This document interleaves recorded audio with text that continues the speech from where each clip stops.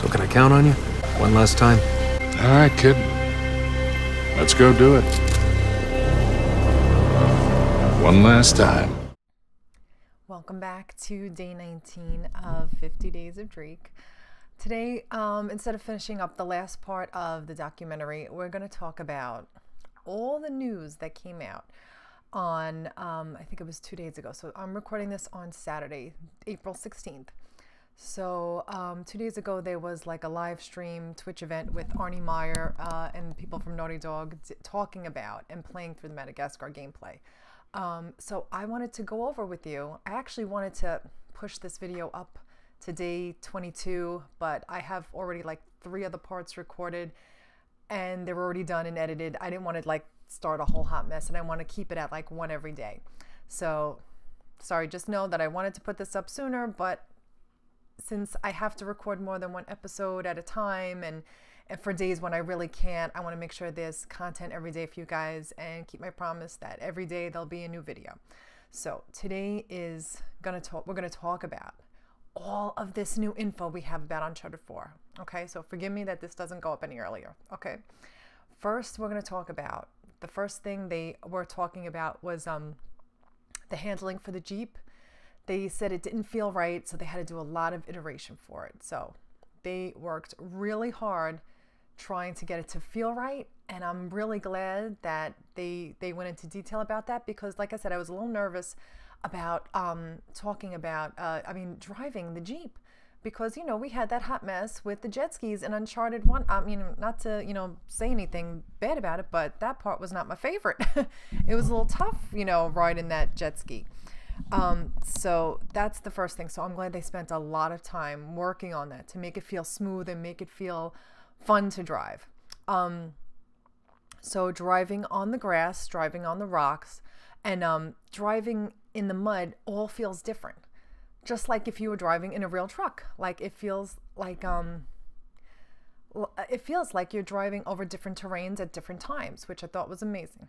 The next part that they talked about was the conversations, where they have a natural interruption from when you're driving around in the Jeep and you're in the middle of a conversation. The conversations will stop in a natural way. So when you get back out of the car, you can explore, and you come back in, it's not like you've missed anything, just like in real life. Like you've said, all right, I'll be right back. Hold on, we'll finish talking about it when I get back.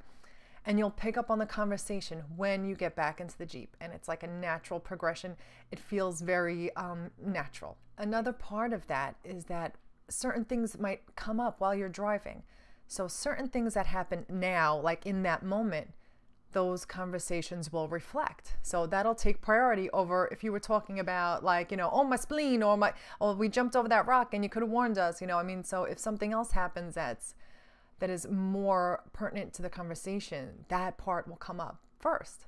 So, I mean, that's just so interesting. It's the AI that they've developed on these games it's just amazing, so that they have it so it feels natural, like real conversations. Like if you were driving with your friends in a car and you saw like a dog, you know, walking, like, oh, cute dog, you know, but then you just, you know, picked up with your, you know, regular conversation. It's going to kind of feel like that, like natural and just friends talking to each other. Another thing they spoke about is that if you want to go exploring on foot, they give you the options to really go exploring and really go into the different territory and just see. You can leave your vehicle. We also saw in the Madagascar gameplay how they have, you know, the icon if you want to find your vehicle, if you've wandered off too far, which is great since we don't have a map and we don't know, you know, we never have had a map to follow in Uncharted. That we can do that we can actually wander off as far as we want, really search, look for treasures, look for these artifacts that we can find, and we can still find the vehicle. I mean, we might have to run to get back there, but at least we don't have to go, oh God, where the hell did I leave my car? Which I think is brilliant. So I like that they are really supporting us and letting us explore this, you know, wide linear, that's, you know, their phrase. And I think it's a perfect phrase for what they've done with this game. So it's good that they've let us, you know, they're going to let us explore as much as we possibly can. And, or if we've done it before and just want to replay it, we can just go speeding off on the truck, which is great. If you leave Sully or whoever's in the car behind, they'll comment about it. they'll do things like, you know, like in The Last of Us, where like if Ellie is like waiting for Joel, like if you're looking for something, or if you're, you know, looking for supplies or whatever, and then Ellie will just like start to whistle, or she'll start to like, you know, fix her ponytail, or she'll like clean her knife, her blade, and she'll do other things while she's waiting for you to like get it together so that we can go on and finish doing what we're doing. So that's kind of what they're doing. They'll kick the tires, they'll talk to each other, like even in the Madagascar gameplay, what we've seen, when, you know, you're climbing up to and you find like a treasure. The two of them, Sully and Sam, are talking about, oh, about the internet sale. Are you working a lot on the internet now? Like, it's just something, it seems just very organic, what two people would do if they were like left alone to talk would do. Or like they wouldn't just stand there and just wait. So they're doing other things that seem natural, which is awesome, which I think just adds to the level of immersion in this game, which is going to be amazing. This game is going to be huge. It is going to be a much longer game than any of the other 3 Uncharteds that we've played before. So when we have, I mean, like, I guess it's because it's more wide linear, we're exploring more. I guess it depends on how much you like to explore, or maybe the first time you play you won't go crazy as exploring as you would like if you were going back looking for all the treasures you missed. But if you're just going straight up to explore, or it could be so much longer than the next person who's just like, I just want to do the story and I don't care about finding all that stuff, I just want to get through the meat of this game and get to the end. I mean, it wouldn't take as long. So depending on how much you like to explore, which I like to explore everything. Like I said, when I'm doing the playthrough, I will cut out all of the parts where I don't find anything, like I'm just exploring if it's like really boring enough, where I get like, you know, lost in the, you know, in the environment, and you know, so I'll try and keep it, you know, as short as possible with all the good stuff. Let's just put it that way. So it's taking them, now that they've had the game and it's done and they're playing it, they're saying it's taking it much longer than they thought it was going to take, because I guess depending on how you like to play. I like to find everything. Maybe not on the first playthrough, but I will go back and replay these games hundreds of times. I mean, guaranteed. So it's going to take a long time, which is good because it's the last one. We're going to need to really squeeze every last drop out of this game that we possibly can. So I'm really happy about that. Also, big news about the multiplayer. They are going to have big news revealed before the release of the game about the multiplayer.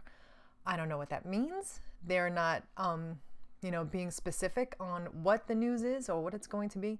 It's going to be big news. They're going to talk about something huge for the multiplayer, and before its release. So that could be any time now, because as of today is day 19. Who knows? Who knows what it's going to be? Arnie Meyer said that there's going to be so much more for us in playing Uncharted 4 with the photo mode. For all of us who, I know, was taking a million pictures of the Uncharted collection and Uncharted 4. I mean, and The Last of Us Remastered, excuse me. So it's really going to support the photo mode, like the people who really love to take like the stills of the gameplay. It's going to be amazing. So I'm hoping that it gives us more options than it did in like The Last of Us in the remastered, or even in the Uncharted collection. I'm really hoping we get to do more with it. I don't know if you've ever seen Grant Voegtle's channel. He did videos. He made actual movies of the gameplay. Like, he did it through photo mode, and it's beautiful. If you haven't seen it, check it out. He did a whole Uncharted series, and it's in like a video mode, where he did it, where, you know, he recreated it and he sent it to Naughty Dog. Naughty Dog acknowledged it, said it was like beautiful. Check it out because it's amazing. So now I'm thinking maybe for this photo mode, maybe we can do some actual like video capture within the photo mode, like GIFs. I don't know. I mean, it's going to be amazing. I can just imagine what they're going to have. So I'm really excited for photo mode. Are you like go picture click happy crazy? Like, I mean, I do when I play it. So I can't wait to play around with that too. When it comes to stealth, they're working harder on, you know, like making it easier to approach certain areas with the Jeep, you know, with the truck. So you don't have to walk all the way there by yourselves. You can take the car, hide it, and get a little bit closer. They're trying to really, you know, help us use more of stealth in this game than we ever had before. So, which I think is really interesting, and I'm really excited about that. They also said that the towers, within the combat are great for snipers. So we have to really keep an eye out for snipers in any of the towers, especially in the Madagascar part. So as we've seen from the gameplay, and in harder difficulties, just letting you know, the enemies are going to be even harder to beat. I mean, like crushing. I mean, I heard it took one of the developers about an hour to beat just the one scene on crushing that we've seen in Madagascar, trying to get past those enemies. I mean, he is the developer. He developed the damn game. So can you imagine how hard it's going to be? So instead of just snipers in that part, it's going to be, RPGs, like, soldiers with RPGs. And I mean, just like they're going to be on higher alert. It will be like no listen mode. You won't be able to see them, if they notice you or not. So that's going to be really important. I don't know how long it's going to take me to beat it on crushing. I can't even imagine. I'm not even there yet. I might come back to that part, the last trophy I might get. So one thing that I saw, which, I mean, if you didn't already love Naughty Dog to begin with, when I saw this like was everything to me.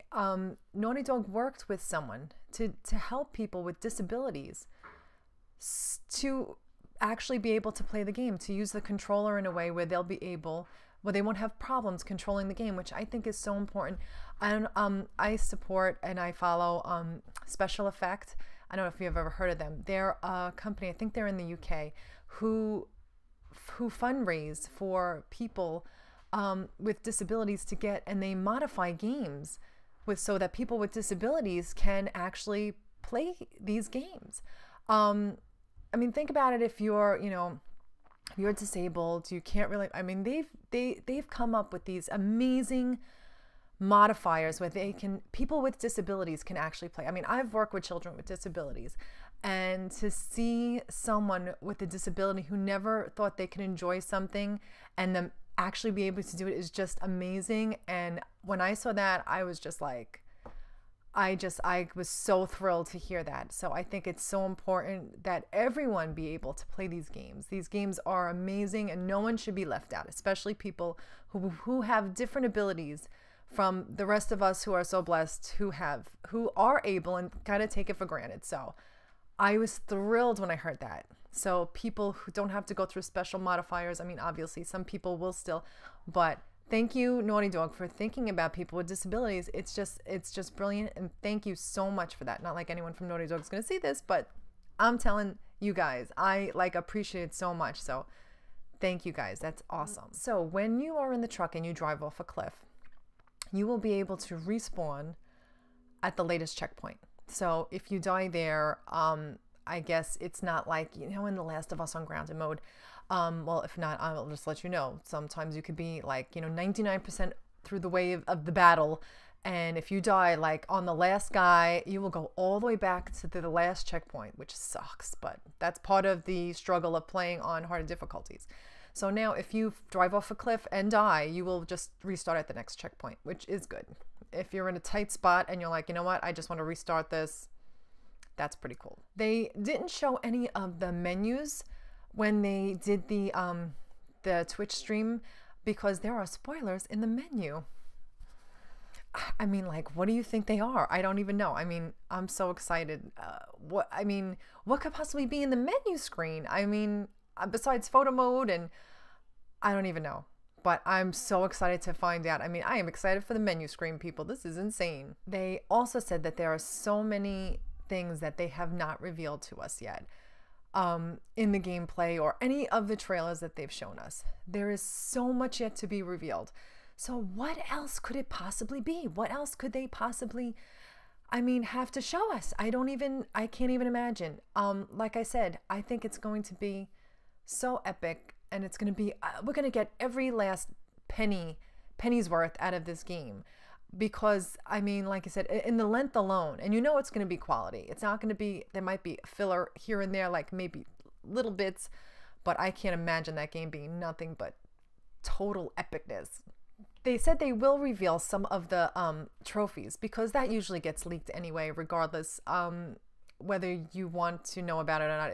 It gets leaked out because they put it on the PlayStation, trophy guides or whatever. So you kind of see some of them. So they're going to reveal some of them probably you know, before it comes out, but they'll probably won't release any heavy duty ones. When you're driving in the truck, Sam and Sully will be able to shoot enemies for you. You won't be able to, because that's it. There was just too much.